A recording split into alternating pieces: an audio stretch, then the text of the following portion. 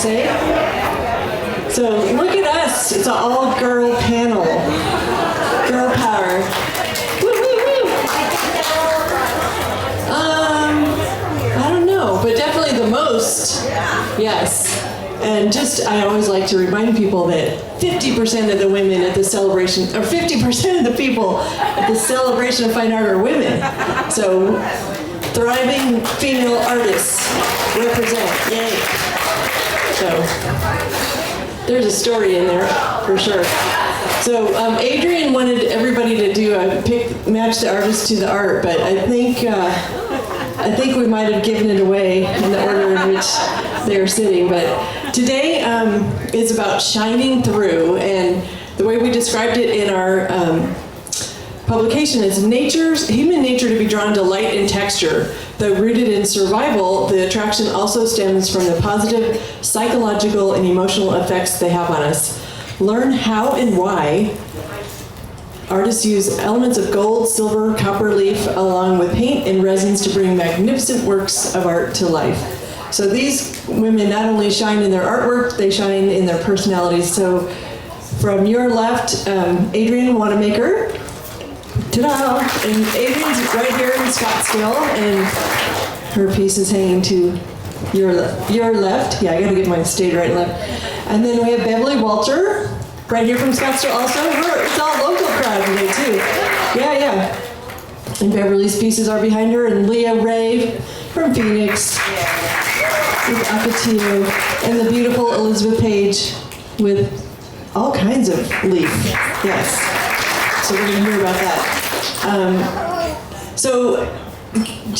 If you want to just share a little bit about what has drawn you to wanting to use these elements of gold and silver leaf and resin, what is it about your work that really speaks to you? We'll start with you, Adrienne, and go down the line. I think one of the things that I really like about bringing in the gold and silver is, our sound man will come up front. I tend to make more masculine art, and I think that you're not here. Put it out to Wait. Is that better? Yeah. Okay. Is that I tend to do more masculine art, and I love the elements that the leaf and the foils and the resin bring in, sort of a feminine touch to it, and also really highlights the raised areas, because when you're looking at them, they actually really are raised at about a ½ inch to 3/4 of an inch in parts of it. So I just like to mix those two elements, the masculine and feminine. Very nice. Very nice. Beverly, and make sure we hold the microphones close. For me, it's like jewelry. I think that art should be beautiful from far away and close up. So when you get close to my work, I want you to have a different experience, a different perspective. And so they're kind of like little windows, but I did go to school for jewelry design, and I understand that a lot. So it's like my jewelry to my pieces. There's always room for jewelry. Yes. Mine are mostly about capturing sunlight. For me, everywhere where there's gold or silver leaf involved in my pieces, it's because I want to draw attention to the sunlight reflecting into either the abstract landscape or on the cactus themselves. And I want that to translate a communication of hopefulness and like the emotional support that sunlight brings to us, and how art can also be that safe haven for us to escape to. So it's a way that I communicate that message. Cool. So you're going to hear the word light come up a lot. And of course, in any painting, we're very concerned about light and how it looks, but gold is particular in how it actually at a like atomic level, I don't know enough, so if anyone does, please share.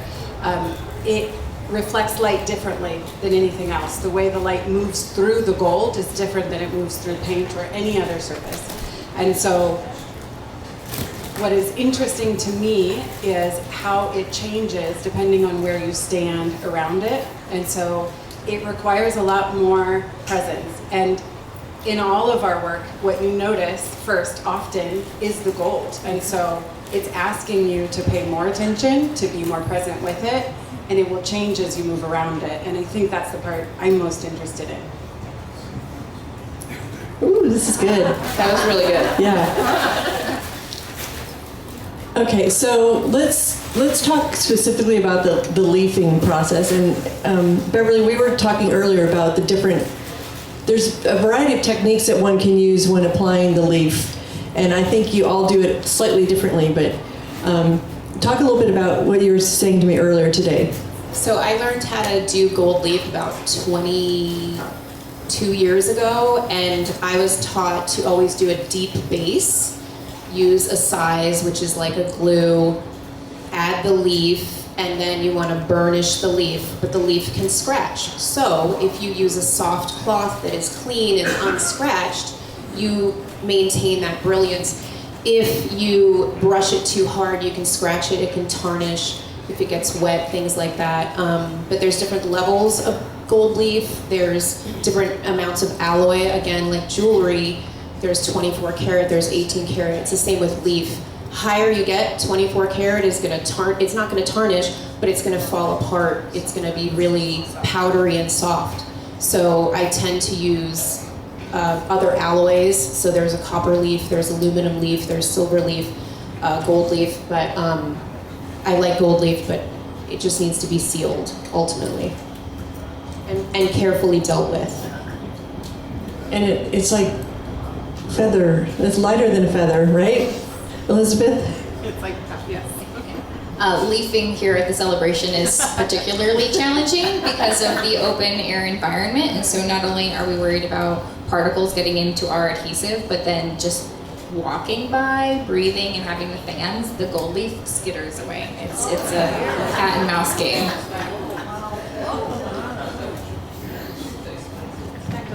On the program, we have a picture of Leah holding a nice, chunky size of gold leaf, if you haven't seen that.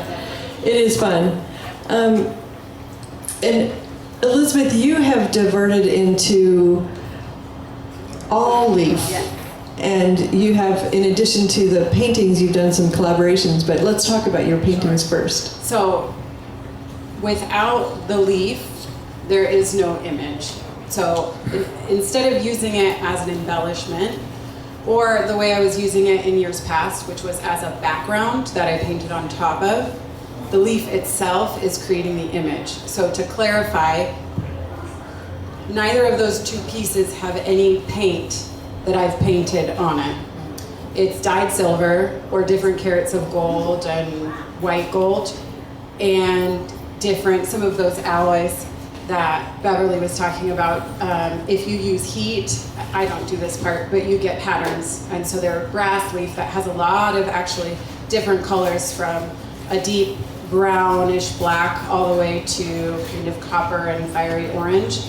And so I use probably about 100 different types of metal, mixed metal, silver, and gold to create the image. So it's a different process in that sense, and sometimes I do paint on top of it, and it's really thin and crumbly, so you can't really tear it.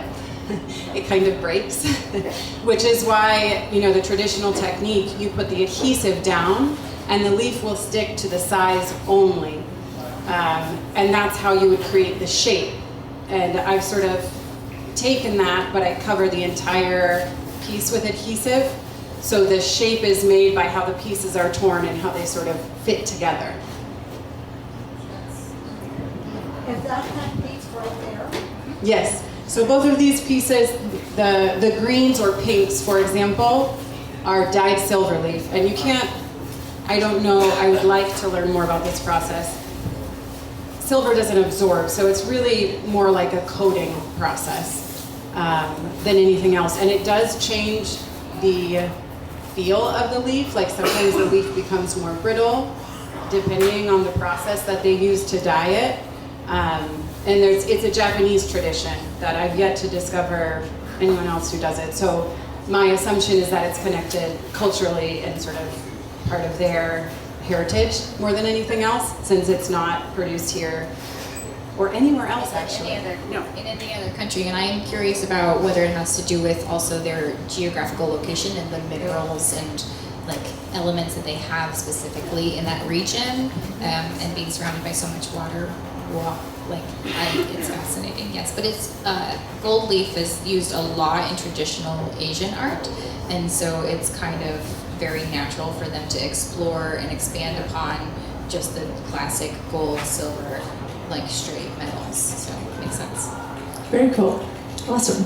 So, Adrienne, you talked about the masculine, feminine part, but how do you go about using the leaf do you create your background? Do you do the topping?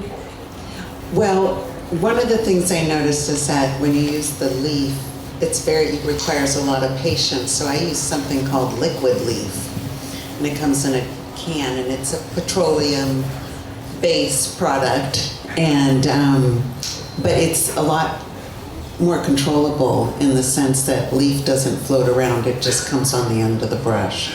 It dries up pretty quickly, but I do start with the layers of it. Can I stand up and talk? Of course, yeah. You're not a tree. You can move. I tend to need to talk about it and touch it. So I start with a lot of the gold iridescence, and then I start putting liquid leaf on, and then I end up with a gold foil and a silver foil up here, and then I use mica. So I use about 10 to 15 different silvers and golds on it, but they're all different. So, but I find that the leaf requires a lot of patience, and that's probably not my strong suit. So I like the liquid leaf and the fast drying adhesive for the foils. So and it's a lot of layers, so I really like to get something done every day, and that drying time requires a lot of patience. That's super interesting to me because I like it because it's so tedious. I want to spend all the time painstakingly applying the adhesive in every little shape of gold, and it becomes meditative to me. So we live in opposite worlds. Yes. It's the same world. Well, I was talking to Beverly when we were hanging, and the diptych there is meant to be together. It's a couple. It's a happy couple, but they were not completely lined up. And she said, "Should I move it?" And I said, "No, perfection's not necessary." And she went, "What?" But done is better than perfect in my world. But I would love for you to talk about how those two pieces really, the eye travels around. We're traveling, the gold circles us around, but it's such a great pair. So this is part of my dwelling series, and it's a little more geometric compared to some of my other pieces. The 8x8s in the single line are also mine. So you can see some of the gold really stands out in confluence, which is this piece and this piece. There's a lot smaller accents of gold, and they're kind of like windows in a building. When you turn the lights off, some of the buildings have windows that are lit up and some are not lit up. But when I created these pieces, the one on my right, the one over here on your left, and the one on the other side were created at the same time, but this was meant to be hung horizontally. And what happened was I was in my studio and I laid them on the floor and climbed up on a ladder to photograph them, and I saw them like this, and I thought, oh my gosh, they have to be a diptych because they flow into each other, and that's where confluence comes from, the name, because I love art to be continuum, so your eye travels from one place to the next. The details are close up and far away, but your eye keeps traveling, which, like you said, is meditative. So it's this peace inside of you and this calmness, but the movement exists around you where your eye travels. And I think that's very peaceful and tranquil and calming. I do. How many of you feel a sense of calm when you look at all this art? Yeah. I have a handout we might pass around. There's only like 35 copies, but it's a great little thing about 7 ways that art impacts your brain. And it reduces stress, calms emotions, builds connection, improves mood, helps with flexible thinking, which is definitely an artist trait we need to have, strengthens memory, and it boosts dopamine, the good kind. And art you enjoy activates your brain's reward center and sparks a chemical feel-good boost. So I think that's why there's so many happy people walking around here. By the way, I think I need to do a video of, look at this crowd today. It's about the girls, yeah. So we're gonna do a video before we let you all leave today, because this is fun to see all of you out here. Go ahead, Leah. It's interesting that you bring up art serving this purpose for increasing dopamine and being this peaceful, comforting place that we escape to, and that is kind of the whole point for me. I started creating these works using gold leaf because I needed to create for myself a safe place and a happy place, and there were things going on in my personal life that weren't necessarily that, and so this series of art and this body of work has become that freedom and that comfort. And now that everything is great in my life, I get to create these pieces and give them as gifts to collectors, and then I'm giving them that gift of comfort and that gift of peace. And so art really is a beautiful form of therapy and very necessary for all of us in the way we experience the world and support our own mental and emotional well-being. Yep, 100%. Yes, do you agree? I was just saying bravo. Bravo, bravo.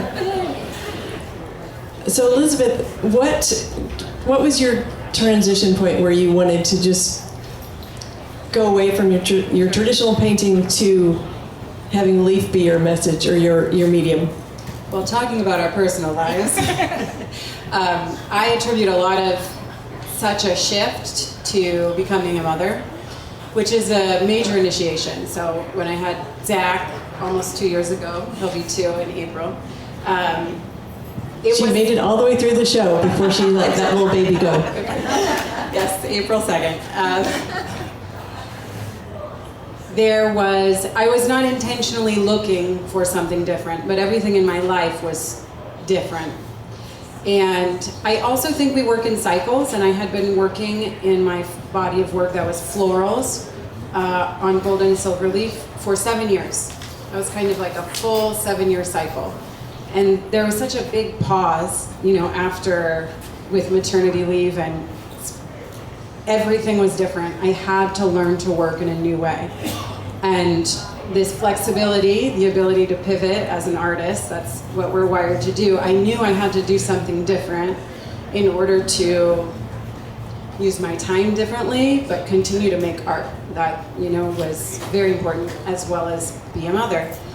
And the other very important element, I think any initiation that you go through, whether it's motherhood, it could be many other things that require you to shed another version of yourself and step into a boldness. And that's, for me, what motherhood is about. Feeling like I cared a lot less about everyone else's opinion. And it was very freeing. And in that experience, I started to experiment a lot more. I started to play a lot more. And I was less concerned about making sure that what I was making looked correct. Now, what correct actually means is totally subjective, but we're all here with our own version of what's been programmed into correctness. And that was beginning to fall away, thanks to my baby. And so with the same boldness, every time Beth interviews me, I cry. It's Beth. So I started to feel this boldness, which opened up this whole channel of trying new things that I felt a little uncomfortable with at first, because I wasn't used to seeing things look that way, and I wasn't sure how everyone else would feel.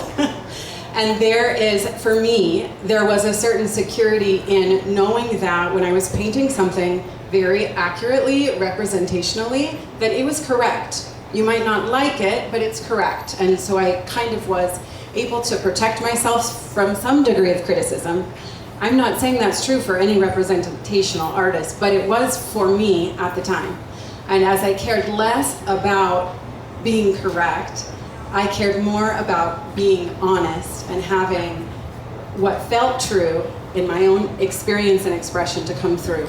And so the more I kind of played and played and played, the more I realized this is the direction I have to go. And it was I even kind of grieved a little bit my previous body of work. It was so beautiful. There's so much I love and still love about that entire series of florals. And it just it's just not there for me anymore. I'm sure I'll return in a different way because we're always expanding. And that's also interesting to me. I hope in 7 years I'm doing something different again. But that really, I think, was the catalyst for beginning to explore something that was a language that I had not explored before. Additionally, the method, which I was calling it collage, but it's not really collage because you can't really tear a leaf. It sort of crumbles in your hands and breaks as it breaks. And you can't place it and replace it. It just sticks on. Requires a large degree of pivoting. And much like the experience of my toddler, the more you try to force a direction, the worse it gets. And then nobody's having fun. And so this requires a lot of pivoting and sort of much more material-led. And, Leah and I started the show together 8 years ago.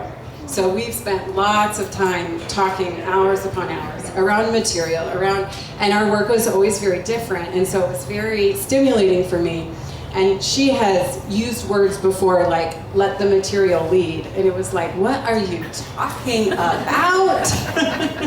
I don't know what that means. And I'm finding myself understanding, like, if I want to use this leaf the way I want to use it for what I want to do, it has to lead. And because it has to lead, I don't have control over all of the shapes that come out. And the more I try and make it something that I have this preconceived idea of, the worse it gets. And it works a lot better when I begin to surrender, open up to the process, trust that something's coming through that needs to come through. So it's been actually a massive shift. I feel like you just shared keys to happiness in life. Like, stop worrying about what other people think. Let the art lead you. Very, very good. Elizabeth and I have been best friends since the beginning. Like, we met 8 years ago, inseparable, and I'm so grateful, Susan, for introducing us. But I was in my camera roll earlier this week, and I saw a baby mini leaf collage that you did 4 years ago. And I don't know if you fully realized how many seeds were being sown in this becoming your next body of work. Like, it's been in you this entire time, and it was waiting for the right boldness and the right timing to be, fully trusted and released. So it's been really beautiful watching it kind of grow, and it felt really sudden, but when you actually look at it, it's been within you this entire time. Yeah, and I think that's true with each of you. Like, it's in you. You just have to release it to the world and share it. Talk about some of your evolution of your processes, both of you. Well, I was thinking about a piece I did several years ago that a collector bought, and it just had like this gold band through the middle. And I remember thinking, oh, I buried it under layers of acrylic and I've succeeded. And from that point, that was the first time I used gold leaf in my art. It's evolved so much and changed so much, but it's always been by my side because, like Elizabeth said, you just can't capture the light in any other way. And so, yeah, it's just so rewarding and beautiful, and it's an adornment. Yeah. What about you? Mine has been, when I start off with a crackle texture and I do 20 to 30 layers before I put the double resin pour on, that 20 to 30 layers is just the evolution of what happens and the part where you come back with fresh eyes every day and you like it, or it talks to you, or however it's communicated with you. That's the part when you just know when you can stop, but you still need to move on in other areas. But 20 to 30 layers doesn't seem like a lot to me, but when you say it to people, they're like, wow, that's a lot. So it is, I think it's all what we kind of acquire and how much it takes to create what we're looking at or what we want to create. I love your story about your son making you strong, because kids do that. And everything, so you have kids. I've had businesses, sold them. Me and my husband have retired. Well, he did, I didn't. But all these things that you end up going through in your life become these pivotal points of how it changes. And even since my husband retired and we moved to Arizona, my art has definitely changed. And I love the crackle part is so much more a part of Arizona because of the dryness here. So there's parts that you really want to have show through because it's a representation of where you are. And where did you move here from? Portland, Oregon. Okay. Very different environment. Yeah, I love it here. It's amazing here. I think I've arrived. Things dry faster here than Portland. Well, I'm really bad at securing my lids, but I've gotten much better. Spray them down with water first. Adrienne and I met a couple years ago, almost 3 years ago now, and she was the one that got me motivated to get into this show too. So I'm going to give her a shout out because she kind of gave me the little nudge that I needed. And they were freshmen together. And Yeah. was that just last year? Yes. So just a funny story. Most of you know we relocated from like 200 yards that way down here last year. It was no big deal. So we were like trying really hard to get everything done on time, and we had the tent finally got put up. We had to wait for the asphalt to go down, and then we had this huge windstorm, and some of the roof panels, they hadn't put the beams in there yet to like hold them down. And this windstorm came through and it pulled one roof panel halfway out. That was interesting. And then Jake had to get his sewing machine and bring it down and was fixing a tear. And then over here, these two showed up with their contractors just to get a lay of the land to see what they had to do to build out their studios. And I'm like, whatever, go somewhere over there, because there's a tear. No electricity. We didn't have electricity, but we had, it was kind of crazy, like a tornado, I swear, hit. So I always think these people who do the celebration of fine art have a lot of courage, because when you walk in here before it looks beautiful, it looks chaotic. But we know, because we've been doing it long enough, we know that it's all going to come together and we're going to present a beautiful showcase of incredible work. But we were biting our fingernails a little bit more last year, I think, but we made it, it was spectacular. So it was always fun to bring in, new and exciting works of art. And this year we've heard more than ever about how much incredible, beautiful work and variety and styles and mediums. And even though you all work in a similar messaging with the shiny stuff, there's happy people over there. Our children are waving at us. Yay! They might come running through too. But even though you're sharing a medium, if you will, each of you expresses it so differently. And Leah, one of the things you do a lot, or some, is the cutouts. Oh yeah, this Ocotillo piece right here behind me, all of my gold leaf texture is, I first build layers of acrylic heavy body medium underneath the gold leaf. So I carve my own stencils based on photographs that I've taken where I deconstruct the sunlight. I want to know where the sunlight is hitting the plant. I want to see like the true structure and geometry of what's going on. And it's, for me, it's like so beautiful to see the desert kissed by the sun. And so it's this, I want to achieve like bringing that to life in my paintings. So there's, on the meditative side, I take the photo, I break it down to black and white, I draw the shapes, I carve the shapes, I texture the shapes, I adhesive the shapes, I gold leaf the shapes, I burnish the shapes, and then I start painting the painting. So there is a lot of dedication and devotion poured into the study of these pieces. But ultimately, at the end, I want them to look effortless. Like I want it to look like, oh, the sun just came out, and isn't that beautiful? Yeah, so it's worth the effort. Well, the sun is definitely your theme, and your theme song is? Yeah. Here Comes the Sun by the Beatles. Yeah. There's an Instagram reel where I'm singing that. Yeah. How many of you have seen that where we ask people what their theme song would be? A little video on Instagram or Facebook. Okay. It's fun.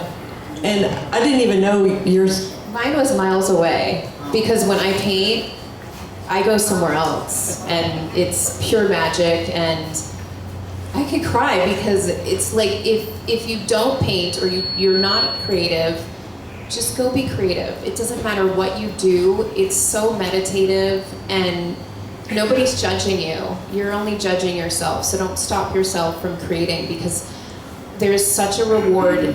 I mean, coming and meeting all of you and my collectors and Susan and the other artists is definitely the highlight of the show, but I would create art whether I was in a show or not, because it's part of my soul, and my soul evolves, and I learn more about myself when I create. So same, like create, because whether it's music or whatever, just create because the world needs more. Well, and isn't it interesting how sometimes you discover things about yourself through the creation process? I didn't realize how much I needed to make those pieces until I had to verbalize them after they had already been born. Like, I had a whole collection and someone's like, what are these about? And I was like, oh, okay, well, let me tell you, you know, and you have to go through this journey of self-discovery every time you make a painting, and you are challenged in each and every piece, and you have to like really want to meet that challenge and like say, thank you for showing me that, thank you for teaching me that, I'm really happy to follow where you're going painting, let's do it again, like every single time. And even at this point, I get to look at a blank canvas or a wood panel and go, I don't know what to do. And then my little voice goes, well, just start. And it's always just start. I think it's the beauty of letting go. I kind of have an idea that I'm gonna look through my vacation pictures when we were in the south of France, and I'm gonna do the water. And then I just look through my pictures and then I just go. So I'm not a planner. I am such a planner and such a to-do person in my real life that I think that's what I love about art is I don't have to do any of that. I can do whatever I want, and I can just let it take me wherever I want to go. And some of my best paintings have been where I've done it, I don't like it, I paint over the whole thing and I start all over. And those are the ones that I go, there it is. It was just below. And those are the ones that collectors go, I don't know what it is about this piece. I just love this piece. And you're like, well, I know what it is. It's the 20 layers that didn't work. It's the depth of the work. Exactly. But isn't it beautiful how each of our practices meets us where we're at individually? Like, you need the freedom. I need the devotion. Like it really does provide, and it meets you where you're at. And it's like so beautiful that art, this thing that we kind of consider sort of inanimate objects sometimes, can be so dynamic and so relational and involved. We're making something out of nothing. It's magic. Just to drive it home for Leah's prep, I have a sometimes studio assistant who will prep panels for me. And it's like, Leah, it's so great. Like, you know, some of the panel prep stuff, and She lasted one day with Leah. After one day, she's like, I am not prepping. I am not doing that leafing. I am not. It's like, you're crazy. It's a perfect example of how there's no one personality style that can become an amazing artist. We can all do it in our own way. Let it come out, yeah. And it's interesting you brought up the soul connection. We're working on our next issue of the Art Connection, and one of the features is about the soul connection of art. And if any of you want to share, are you available to stay a little bit after? Yeah. We'd love to hear from all of you how you feel a soul connection and what the art that you brought into your home or the art that you see here, how it speaks to you and what it does if it lifts your spirit. So a good little soundbite there from Leah, for sure. I digress. Do you want to talk a little bit about technique? You've touched on it a bit, but we've got layers. But what is your studio setup like? And how does the resin come in at the end for you? And just a little bit about technique and. Well, my studio is really long and narrow, and so I line all of my walls with the panels that have been primed in black. And then I kind of assess in which direction I'm going to go, because I usually do a series, and it's either a series on one side and a different one on the other, or I'm doing the whole thing. But then you have to put on the size and the crackle texture, and that's where all of the texture is coming in. And they have to lay down on tables, I have to size them, and then I put the texture on, and then you have to wait 2 to 3 days for it to crack. So at that point I lean it back up, and sometimes the beauty is that it starts to sag. So then you've got some kind of organic thing happening. And then I start the 20 to 30 layers of opaque and translucent. And translucent is a glaze so that you can still appreciate the crackle. And the opaque, whoops, getting very close, are more like these areas where I do a colored texture. And you can still see a slight crack underneath it, but it starts to fill it in.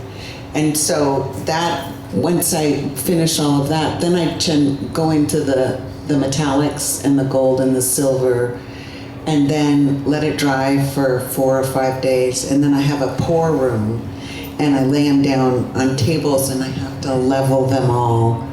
And it's a double resin pour, so it's a long day. The room has to be 85 degrees. I do the first tight pour, and then I scrape the bottoms so that the drips don't come down, because I don't want to deal with the drips once they're hard. It's way easier to scrape them. I've tried taping them and sanding them, but that's not really a fun part of the art process.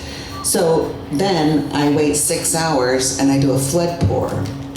Meanwhile, on that first one, I've taken a torch and I've pulled all the bubbles out. I have brushed the edges a number of times, and you keep torching them until it's perfectly smooth, and then it dries. It sets for 6 hours. Then you go back and do the double or a flood pour, and that's really mixing 1-to-1 resin to hardener, pouring it on, making sure it's all laying out and it's spread all evenly, torching it, and then scraping it for another 3 hours. So it's about a 12-hour day.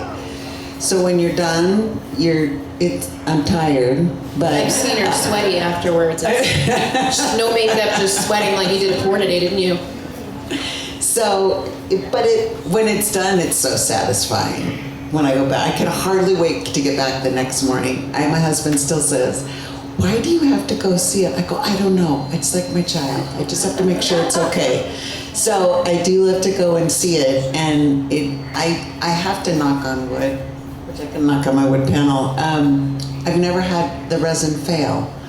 So I don't know what I would do, because you would possibly lose a piece, although I would figure out how to sand it down and do a follow-up pour on it. But at that point, it's a 6 to 12 week to start and finish a piece. Thank you for sharing that. I love that. It's fun. It's fun. I mean, people always wonder, like, is it hard? It is. It's probably the hardest part that you do on it. But it also is, when it's finished, all the colors blossom. When you pour on that first pour, all the colors just kind of go, wow. Yeah. And the metallics all glisten. And then after that first pour, I'm also putting glitter and mica and all kinds of stuff on top of it. How fun. I like it. Beverly? So my studio is amazing. It's on the back of my property. I get to stare at saguaros and the desert and sunsets and all of those wonderful things, and they definitely influence my subject matter. I'm from New York. When I moved here 20 years ago, I'd paint the ocean. And when I got here, I was like, this doesn't really work here. So it took me a while, but I figured out how to bridge the gap between fluidity and stillness. And so that's where my work finds its balance. My studio, on the other hand, is organized chaos. There are pieces on the wall, on the floor, and I also have a pour room. It's much smaller than hers because I only do small pieces, which is like a closet. I don't go in there unless, I'm pouring because of the dust. You can't get dust in there, and you got to keep the air clean and warm and all of that. But yeah, I have pieces all over in various stages, but I would say there is a part of my process that is, it's methodical. I know I need to base coat this, I gotta get this layer, I gotta get this texture, and when I get to all of those multiple layers of color, of acrylics that I pour down and mess with, that kind of builds my underneath that pops through. Then I use water-based dyes to stain and build depth, and I add metallic paints to create, just playfulness with the eye. I want you to look at it from different perspectives and not understand it. So whenever I'm creating something, I want you to look at it and go, how did she do that? Like, I don't want you to understand, because it's my process and it's therapy and it's fun. And sometimes I have to look at my own work and go, how did I do that?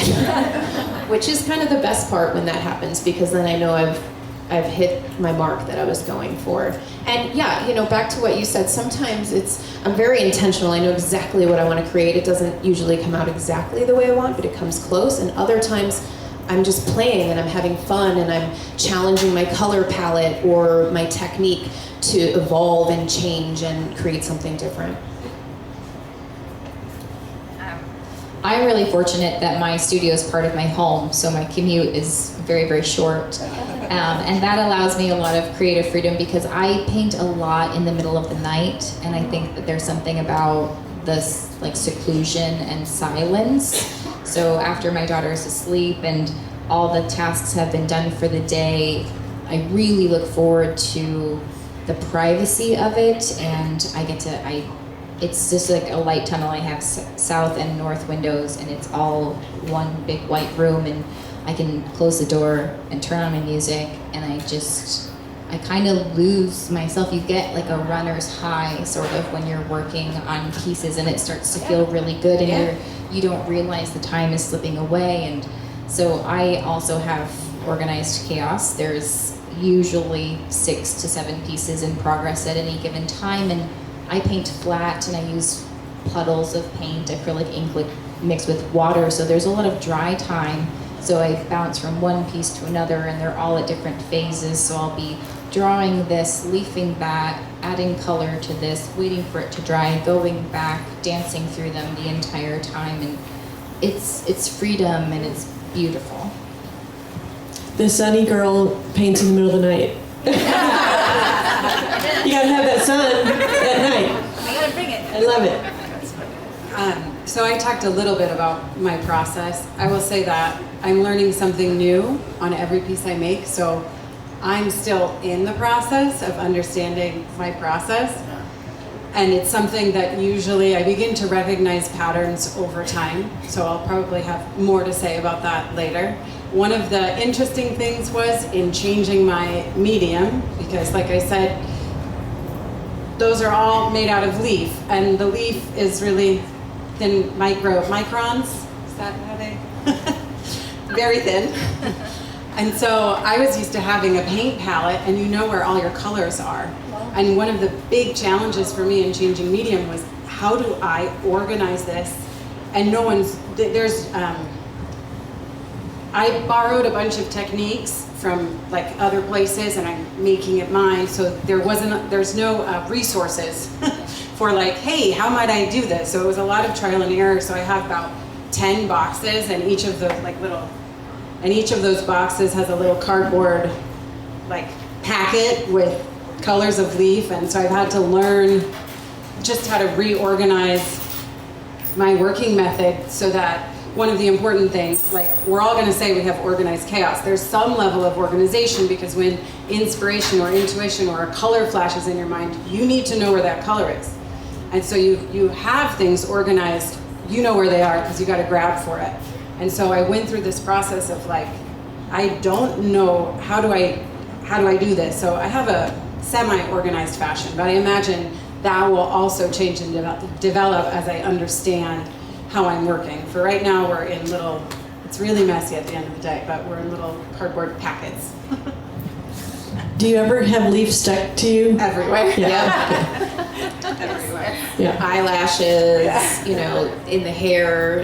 Yeah. You find it in your bed sheets. Yeah. Yeah. The glitter. Studio or your work studio in your house or?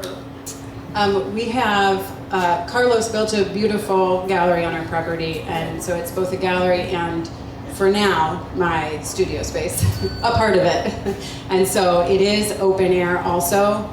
And right now there's no air conditioning, so, which means you have to open the beautiful big doors to allow a breeze to go through, which means that all of the leaf is blowing everywhere. But it's like, okay, so in the summer I'm either gonna overheat, or we're gonna work with the fact that it's gonna kind of blow away. So it's a little bit of everything, but I love a breeze anyway, so, and that actually helps with the size that I use for the adhesive is a bit smelly. Well, we all probably use some smelly stuff. Separate room for the resin, for sure. Yeah. Thank you for sharing about your studios and your process. That's very important, I think. I like to always make sure we see if there's questions from the audience, and also if there's something we should have asked that we didn't, because sometimes the best questions come from here. But I need to have you use the mic. Do you ever get up in the middle of the night and think about something and say, I have to do it now, and go to your studio? 4 to 5 times a week.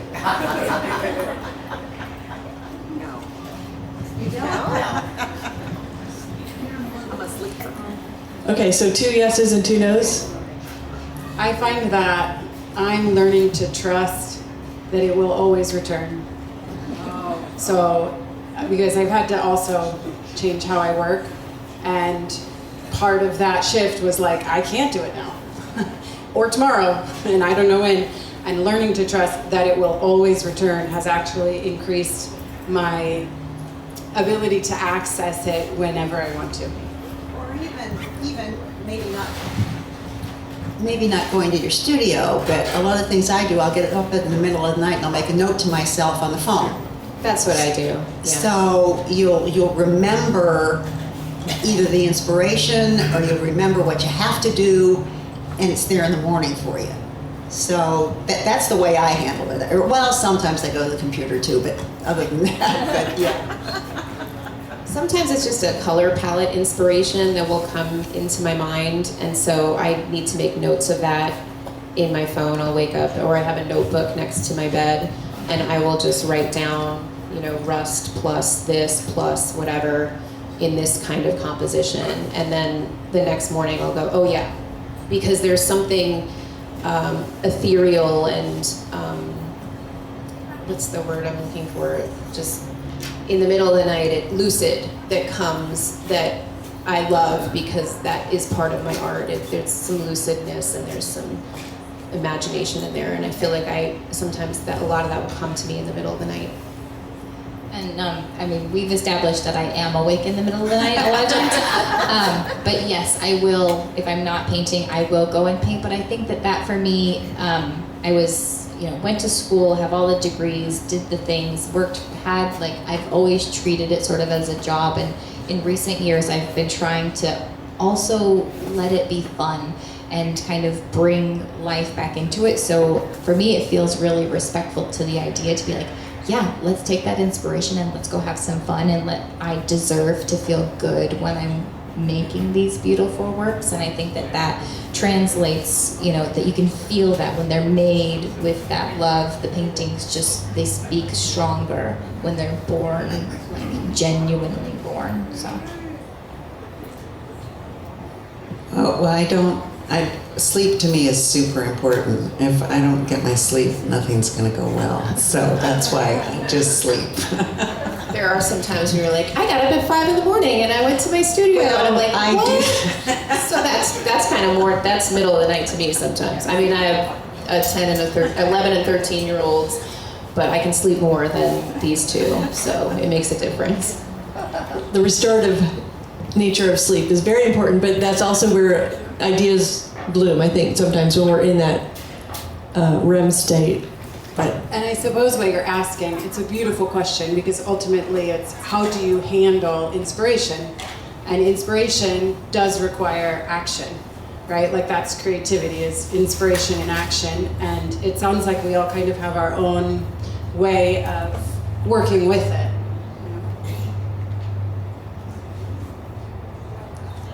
Did you ever make anybody cry? Have you ever looked at artwork and it made you just want to cry? Out of, yeah. Sometimes my own work. Yes.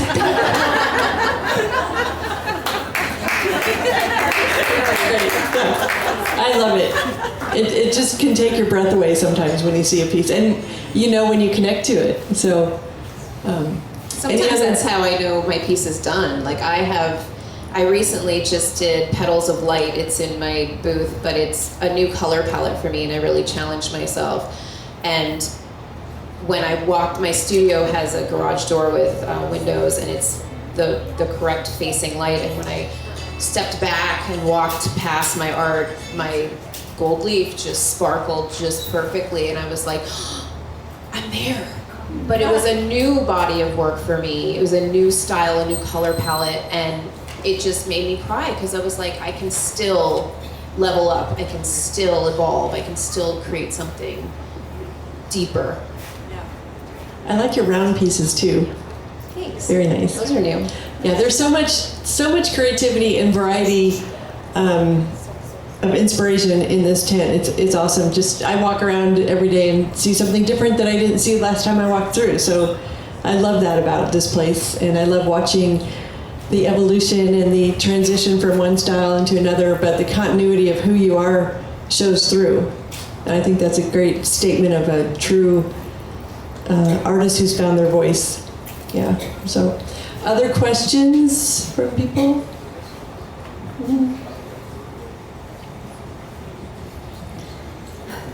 I'm gonna do a video.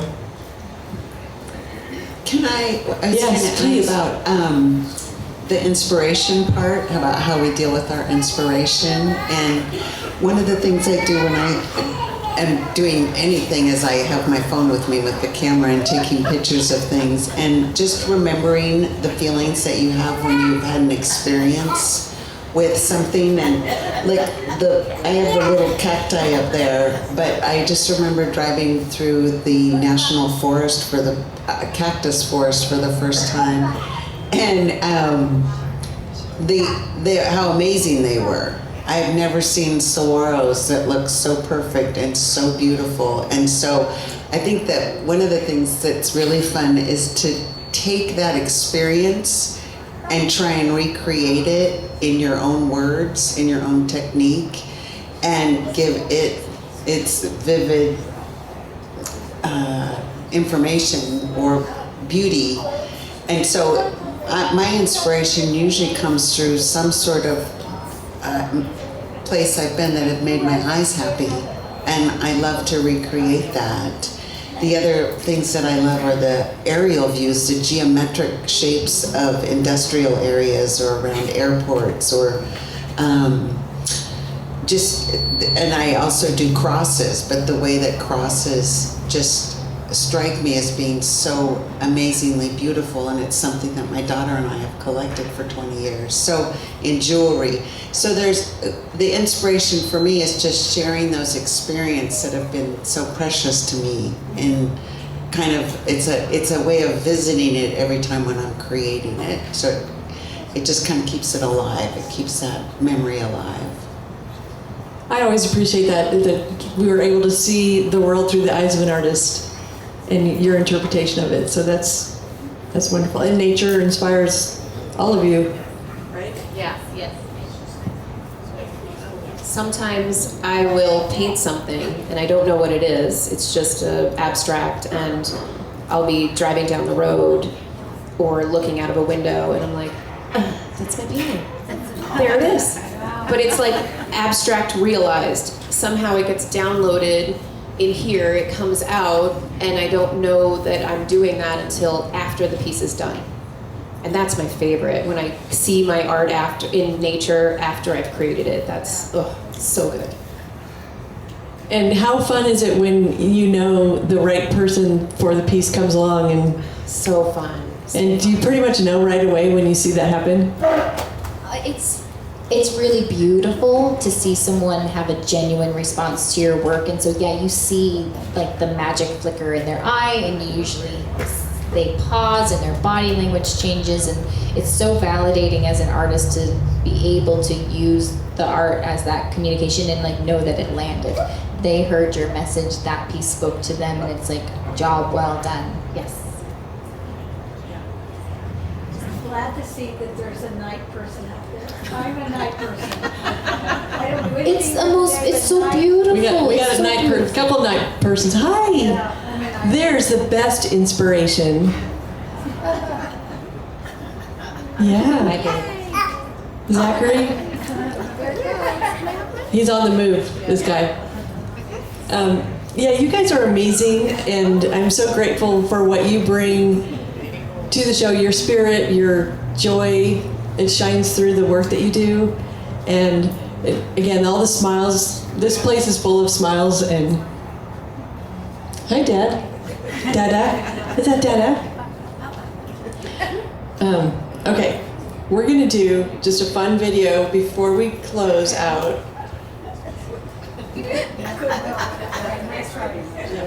Yeah, sorry, Dad. Okay. All right, this is a Friday art discovery crowd. Loving the art, loving the panels. We love you guys, yay! This is so fun. Celebration of Fine Art, Friday Art Discovery Series, this time with Adrienne Wannamaker, Beverley Wolter, Leah Rei, Elizabeth Page, and little Zachary. So we love it here, and we love all of you. So thank you very much. Thank you. So, thanks. So I want to thank Adrienne, Beverley, Leah, and Elizabeth. I'd love for you to go see their studios. Adrienne and Beverley are on this side, and we got flying happy people. And Leah and Elizabeth are both on this wing. You guys are amazing. I thank you so much. And I was just thinking, I saw Brian Shader here, and we also have lots of shiny sculpture. And if you like really shiny, Brian Shader does these cool fire tables that we can't tell they're shiny during the day, but at night they light up. So lots of shiny stuff. So next week is from carving to casting, and we have a local foundry, Bollinger Atelier, is going to be part of the panel. So that'll be very interesting as well. But thanks for shining through, ladies. We appreciate you, and thanks to all of you. Thank you so much.